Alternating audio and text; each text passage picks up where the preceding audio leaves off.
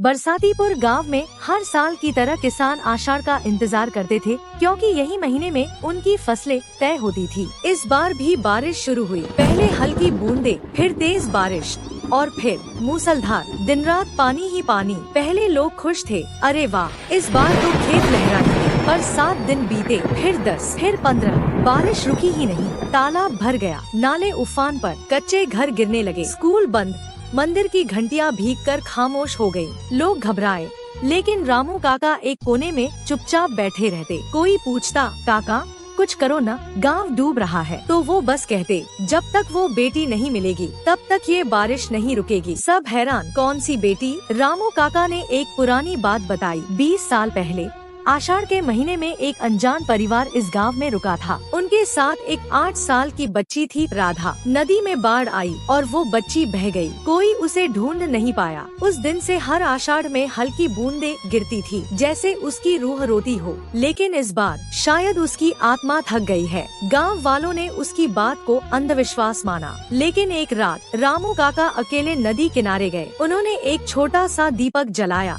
और कहा, राधा बेटा, अगर तू हमें सुन सकती है तो अब तुझे मुक्त करता हूँ। तेरा इंतजार हमने किया, अब तू जा। दीपक नदी में तैरा और चमत्कार, अगली सुबह सूरज निकला, बादल हटे, बारिश थम गई। गांव वाले चकित थे। अंतिम दृश्य, रामू काका उसी शाम चुपचाप बैठ गए और फिर कभी नहीं उठे। कहते हैं वो खुद राधा के बाबा थे, जिनकी बेटी 20 साल पहले खो गई थी। आज भी जब आषाढ़ की पहली बारिश गिरती है, लोग नदी किनारे दीप जलाकर कहते हैं, राधा बेटी अब तो तू मुस्कुराया कर। गांव अब बदल चुका था। वो गांव जो पहले बारिश से डरता था, अब हर आषाढ़ में नदी किनारे दीप बहाता और रामू काका की उस पूजा को याद करता जिसने सालों बाद गांव को राहत दी थी। लेकिन कुछ अधूरा था। रामू काका की मृत्यु को 7 साल बीत चुके थे। अब गांव की जिम्मेदारी बालू महतो संभालते थे, एक पढ़ा लिखा नौजवान जो शहर से पढ़कर वापस लौटा था। उसने गाँव में स्कूल खुलवाया, तालाब खुदवाया और हर साल राधा की पूजा को बड़े आयोजन में बदल दिया। लेकिन उसी साल आषाढ़ की शुरुआत से पहले ही कुछ अजीब घटने लगा। तालाब का पानी बिना बारिश के ही बढ़ने लगा। सूखे पेड़ों पर फिर से नई कोपले आ गई। और सबसे चौंकाने वाली बात, गांव के मंदिर की घंटी रात को अपने आप बजने लगी। गांव के बुजुर्ग बोले, फिर से कोई संकेत है, कोई रूह है जो बोलना चाहती है। बालू ने इसे अंधविश्वास कहकर नकारा, लेकिन अंदर ही अंदर वह भी बेचैन था। गाँव के 5 लोगों ने एक ही सपना देखा। नदी के किनारे एक बच्ची खड़ी है,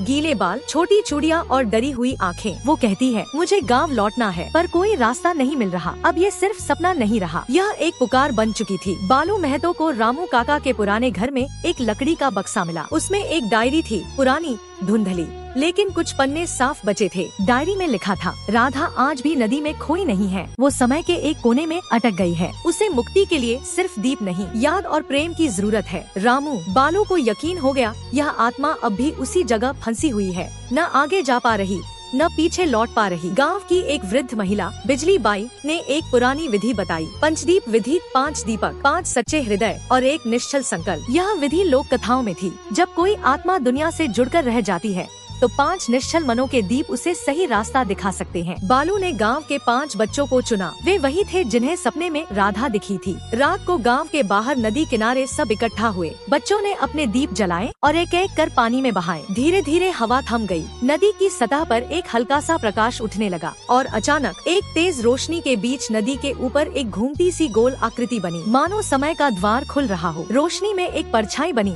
वही बच्ची, राधा। लेकिन अब उसकी आंखों में डर नहीं, सुकून था। उसने बच्चों की ओर देखा और मुस्कुराई। लेकिन जैसे ही वो गांव की ओर बढ़ी, कुछ अजीब हुआ। उसका शरीर धीरे धीरे रोशनी में बदलने लगा। बालू ने समझा, वो लौटने नहीं, विदा लेने आई है। राधा ने नदी में झुककर जल छुआ। अब मुझे कोई डर नहीं बाबा, मैं चली। और एक पल में वो दीपक की लौ बनकर आकाश में समा गई। अगले दिन आषाढ़ का पहला सूरज निकला। पहली बार बारिश बिना तूफान के आई। हल्की बूंदे, बच्चों की हंसी और हर ओर एक अलौकिक शांति। बालू ने रामू काका की कब्र के पास खड़े होकर कहा, काका, राधा अब सचमुच मुक्त हो गई। अब बरसातीपुर सिर्फ एक गांव नहीं, एक लोक श्रद्धा का स्थान बन गया है। हर आषाढ़ में दूर दूर से लोग दीप लेकर आते हैं और एक छोटी लड़की की आत्मा को याद करते हैं, जो बारिश की बूंदों में मुक्ति की कहानी बन गई। गांव का नया बोर्ड कहता है, यहाँ बारिश सिर्फ जल नहीं, एक आत्मा की पूजा है। कहानी का संदेश, कभी कभी जो नहीं दिखता वो भी हमारे बीच होता है। और प्रेम, वो समय, मृत्यु और बारिश सबके पार जा सकता है।